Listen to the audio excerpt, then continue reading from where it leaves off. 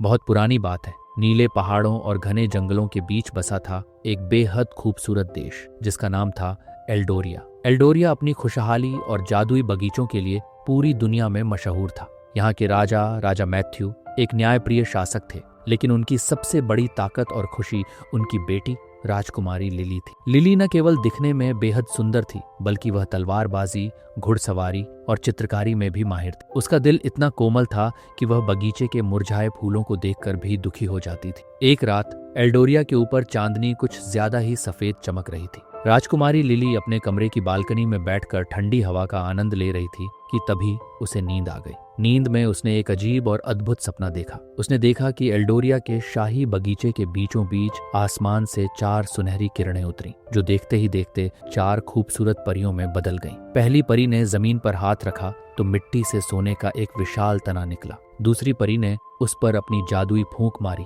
तो चांदी की डालियां फैल गईं। तीसरी परी के छूते ही उन डालियों पर हीरों के चमकदार पत्ते उग आए। पूरा पेड़ रोशनी से नहा गया था। लेकिन चौथी परी, जिसका चेहरा बहुत उदास था, अचानक एक लाल रसीले सेब में बदलकर सबसे ऊंची टहनी पर लटक गई। तभी आसमान काला पड़ गया और एक भयानक पंखों वाला दानव, जिसका नाम मेलेकय था, वहां आया। उसने उस जादुई सेब को अपनी मुट्ठी में जकड़ लिया और पूरा पेड़ काला पड़ने लगा। लिली की आंखें अचानक खुल गईं। उसका दिल तेजी से धड़क रहा था। सुबह होते ही उसने यह बात अपने पिता राजा मैथ्यू और राज्य के बुद्धिमान पादरी फादर अब्राहम को बताई। फादर अब्राहम ने अपनी पुरानी किताबों को पलटा और चिंता में डूब गए। राजकुमारी, उन्होंने गंभीर होकर कहा, यह सपना नहीं बल्कि एक हकीकत है। कोहे काफ की परियां, जो हमारे राज्य की रक्षक हैं, उन्हें दुष्ट दानव मेलेकय ने कैद कर लिया है। वह उनकी जादुई शक्ति को इस वृक्ष के जरिए सोखना चाहता है।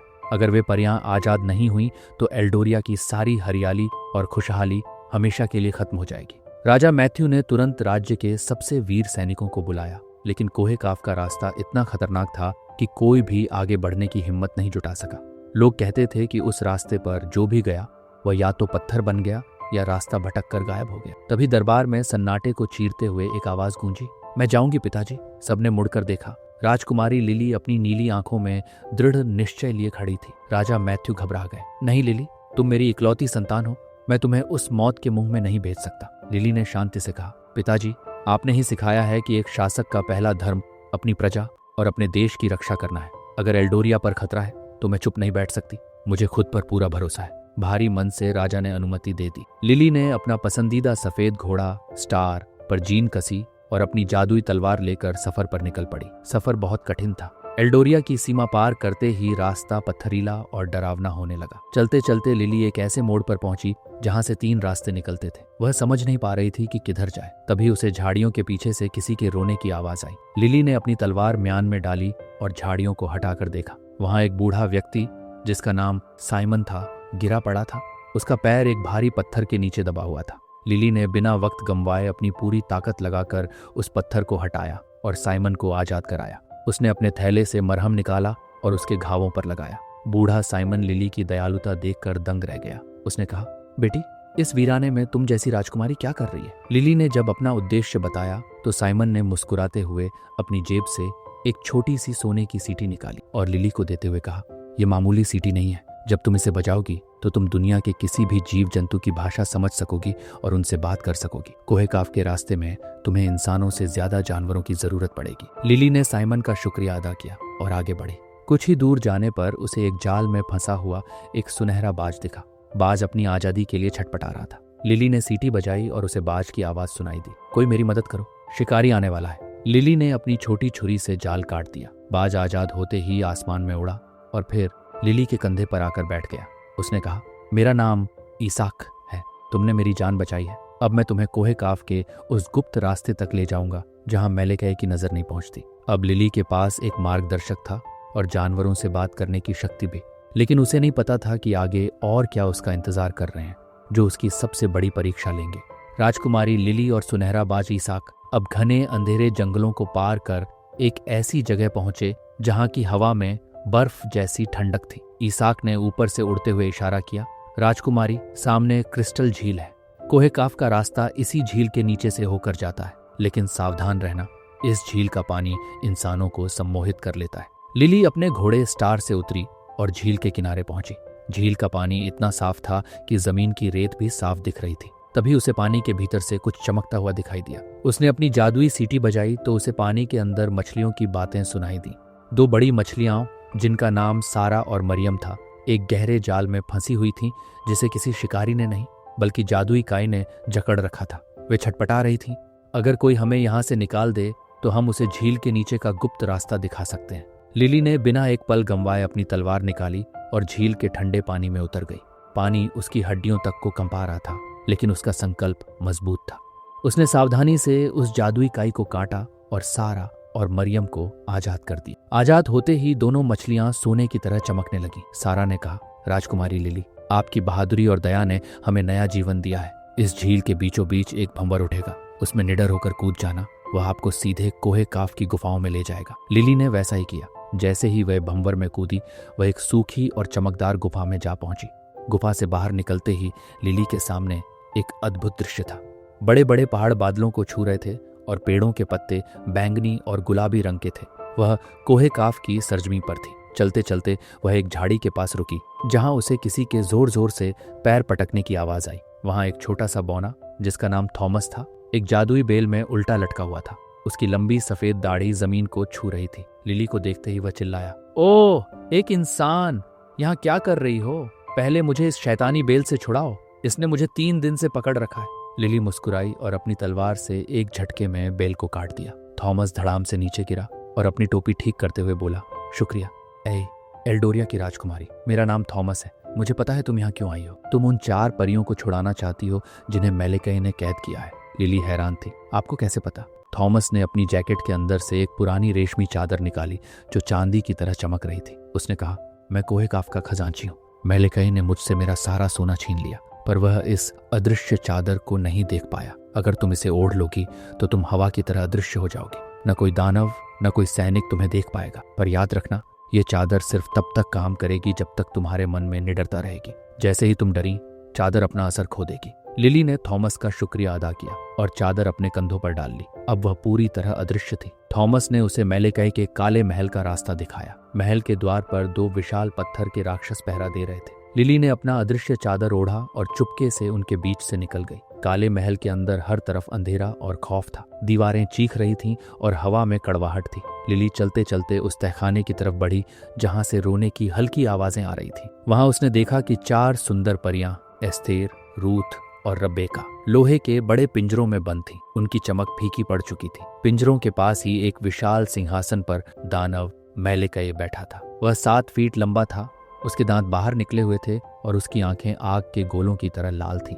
उसके हाथ में वही जादुई लाल सेब था जिसे वह बार बार सूंघ रहा था और अपनी शक्ति बढ़ा रहा था। लिली ने चादर हटाई और साहस बटोर कर मेलेकई के सामने खड़ी हो गई। उसकी आवाज महल की दीवारों में गूंजी, मेलेकई, अपनी दुष्टता बंद करो और इन परियों को आजाद करो। मेलेकई जोर से हंसा। उसकी हंसी से महल कांपने लगा। एक छोटी सी लड़की मुझे हुक्म देगी? ठीक है, अगर तुम इतनी ही बहादुर हो तो मैं तुम्हें एक मौका देता हूँ। मेरे 2 काम हैं। अगर तुमने वह काम कर दिए तो परियां तुम्हारी, और अगर तुम हारी तो तुम भी इन्हीं पिंजरों में हमेशा के लिए बंद हो जाओगी। लिली ने अपनी जादुई तलवार कसकर पकड़ी और कहा, मुझे तुम्हारी शर्तें मंजूर हैं। मेलेकई ने अपनी उंगली नचाई और कमरे के बीचों बीच एक मायावी समुद्र प्रकट कर दिया। मेरी पहली शर्त सुनो। मैंने अपनी सबसे कीमती अंगूठी, जिसमें शैतान की आंख लगी है, इस मायावी सागर में फेंक दी है। कल सुबह की पहली किरण निकलने से पहले वह अंगूठी मेरे हाथ में होनी चाहिए। याद रखना, ये साधारण पानी नहीं है। इसमें जो डूबता है वह पत्थर बन जाता है। लिली घबरा गई कि इतनी जल्दी वह अंगूठी कैसे ढूंढेगी, लेकिन तभी उसे अपने मित्रों का ख्याल आया। उसने चुपचाप अपनी जादुई सीटी निकाली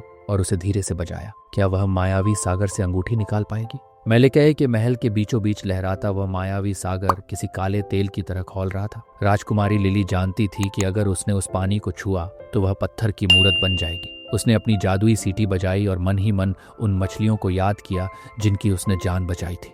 अचानक उस काले पानी में हलचल हुई और सारा और मरियम सतह पर आ गईं। लेकिन वे अब छोटी मछलियां नहीं थीं, बल्कि उनके पंख निकल आए थे और वे पानी के ऊपर तैर सकती थीं। सारा ने कहा, राजकुमारी, आप फिक्र न करें। इस मायावी सागर की गहराइयों में हम जा सकती हैं, क्योंकि हम आपकी दयालुता से सुरक्षित हैं। कुछ ही पलों में मरियम अपने मुंह में एक चमकती हुई काली अंगूठी लेकर बाहर आई। वह अंगूठी इतनी भारी और ठंडी थी कि उसे देखते ही रूह कांप जाए। लिली ने सावधानी से उसे एक कपड़े में लपेट कर उठाया। सुबह की पहली किरण जैसे ही महल की खिड़की से अंदर आई, लिली ने वह अंगूठी मेलेकै की तरफ फेंक दी। दानव की आंखें गुस्से से पीली पड़ गईं। उसे उम्मीद नहीं थी कि एक छोटी सी लड़की उसकी पहली शर्त पूरी कर लेगी। ठीक है, मेलेकै दहाड़ा, लेकिन दूसरी शर्त तुम्हें तोड़कर रख देगी। बाहर के मैदान में जाओ, वहां मैंने 10,000 काले मोती बिखेर दिए हैं। वे मोती घास में ऐसे छिपे हैं कि उन्हें देखना नामुमकिन है। तुम्हें आज दोपहर खत्म होने से पहले उन सभी मोतियों को इस बोरी में भरना होगा। अगर एक भी मोती कम हुआ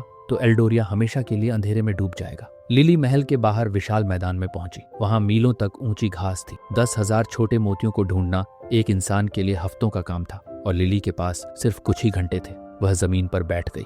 तभी उसे अपने कंधे पर भारीपन महसूस हुआ। वह सुनहरा बाज ईसाक वहां आ पहुंचा था। लिली ने अपनी सीटी बजाई और ईसाक से मदद मांगी। ईसाक ने तेज आवाज में एक पुकार लगाई।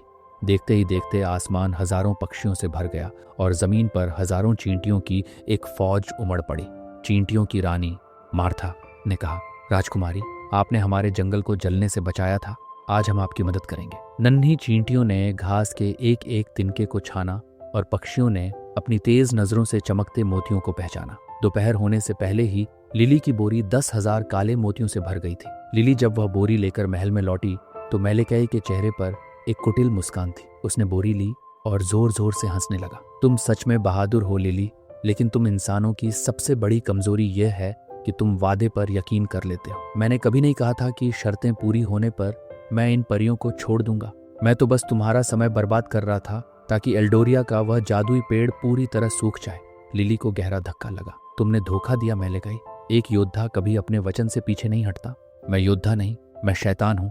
कहते हुए मेलेकै ने अपनी जादुई छड़ी हवा में लहराई। तभी परियों के पिंजरों के नीचे आग जलने लगी। परियां एस्थेर, रूथ, रबेका और मारिया कमजोरी से चिल्लाने लगी। उनकी चमक अब बुझने ही वाली थी। लिली ने देखा कि मेलेकै का ध्यान परियों पर है। उसे अचानक बौने थॉमस की बात याद आई। यह चादर तब तक काम करेगी जब तक तुम्हारे मन में निडरता रहेगी। उसने बिजली की तेजी से अपनी अदृश्य चादर ओढ़ी और अपनी जादुई तलवार म्यान से निकाल ली। वे हवा की तरह खामोश और अदृश्य होकर मेलेकै के पीछे पहुंची। मेलेकै उसे देख नहीं पा रहा था, लेकिन उसे खतरे का एहसास हो गया था। वह अपनी छड़ी से इधर उधर वार करने लगा। लिली ने देखा कि मेलेकै की असली शक्ति उसके सीने पर लटक रहे उस लाल सेब में थी जिसे उसने परियों के पेड़ से चुराया था। वह सेब अब काला पड़ चुका था। लिली ने अपनी पूरी ताकत जुटाई और एक जोरदार छलांग लगाई। उसकी तलवार ने सीधे उस जादुई सेब के 2 टुकड़े कर दिए। एक भयानक धमाका हुआ और पूरा महल हिलने लगा। मेलेकै के मुंह से एक डरावनी चीख निकली और उसके शरीर से काला धुआं निकलने लगा। लेकिन क्या दानव का अंत इतना आसान था, या फिर यह उसकी कोई नई चाल थी? महल की दीवारें गिरने लगी थीं और लिली को उन परियों को आजाद करवाना था। जैसे ही लिली की तलवार ने उस जादुई सेब के टुकड़े किए, महल के अंदर एक तेज सफेद रोशनी फैल गई। मेलेकै का शरीर राख की तरह बिखरने लगा, लेकिन उसका काला साया अभी भी हवा में लहरा रहा था। तुमने मेरा शरीर नष्ट कर दिया तम राजकुमारी, लेकिन इस महल की गिरती छत तुम्हें और इन परियों को जिंदा नहीं छोड़ेगी। मेलेकै की गूंजती आवाज के साथ ही महल की भारी दीवारें ढहने लगी। लिली ने बिना एक पल गंवाए पिंजरों की ओर दौड़ लगाई। जादुई सेब के नष्ट होते ही पिंजरों के ताले खुद ब खुद टूट गए थे। परियां एस्थेर, रूथ, रबेका और मारिया अब आजाद थीं, लेकिन वे इतनी कमजोर थीं कि उड़ नहीं पा रही थीं। मेरे पीछे आओ, लिली चिल्लाई। उसने अपनी अदृश्य चादर को फैलाया और चारों परियों को उसके अंदर ढक लिया। वह चादर अब एक सुरक्षा कवच बन गई थी। जैसे ही कोई बड़ा पत्थर ऊपर से गिरता, वह चादर से टकराकर चूर चूर हो जाता। तभी आसमान से सुनहरा बाज ईसाक नीचे आया। उसके साथ हजारों पक्षी थे। उन पक्षियों ने परियों को सहारा दिया और लिली के पीछे पीछे गुप्त रास्ते की ओर बढ़े। जैसे ही वे महल के मुख्य द्वार से बाहर निकले, पूरा ब्लैक कैसल एक जोरदार धमाके के साथ जमीन में धंस गया। बुराई का नामो निशान मिट चुका था।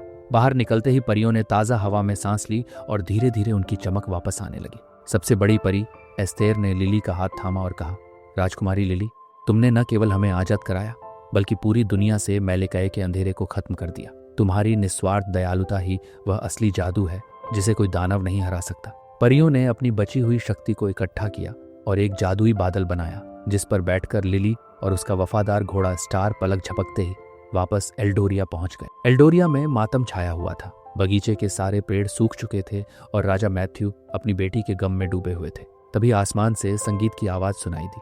लोगों ने ऊपर देखा तो दंग रह गए। राजकुमारी लिली 4 जगमगाती परियों के साथ नीचे उतर रही थी। राजा मैथ्यू अपनी बेटी को गले लगाकर रो पड़े। लिली ने जादुई सेब के वे 2 टुकड़े पिता को दिखाए। परियों ने उन टुकड़ों को सूखे हुए शाही वृक्ष की जड़ के पास रखा। अचानक जमीन के अंदर से एक गड़गड़ाहट हुई। वही सपना सच होने लगा। सोने का तना निकला, चांदी की टहनियां फैलीं और हीरों के पत्तों से पूरा बगीचा झिलमिला उठा। देखते ही देखते पूरे एल्डोरिया की हरियाली वापस आ गई। फूल खिलने लगे, चिड़ियां चहकने लगीं और राज्य की हवा में फिर से खुशियों की खुशबू घुल गई। राजा मैथ्यू ने एक भव्य समारोह का आयोजन किया। उस दिन बूढ़े साइमन, बौने, थॉमस और यहाँ तक कि मछलियों के लिए भी झील में विशेष दावत दी गई। राजा ने घोषणा की, आज से राजकुमारी लिली केवल मेरी बेटी नहीं बल्कि एल्डोरिया की संरक्षक राजकुमारी कहलाएगी। परियों ने विदा लेने से पहले लिली को एक वरदान दिया। उन्होंने एल्डोरिया के चारों ओर एक सुरक्षा घेरा बना दिया ताकि भविष्य में कोई भी बुराई वहां कदम न रख सके। मारिया ने लिली के कान में कहा, जब भी तुम्हें हमारी जरूरत हो बस अपने दिल की सुनना, हम वहीं होंगे। लिली ने अपनी जादुई सीटी को संभाल कर रखा ताकि वह हमेशा बेजुबान जानवरों की आवाज सुन सके। उसने सीखा कि असली ताकत तलवार में नहीं बल्कि दूसरों की मदद करने के जज्बे में होती है।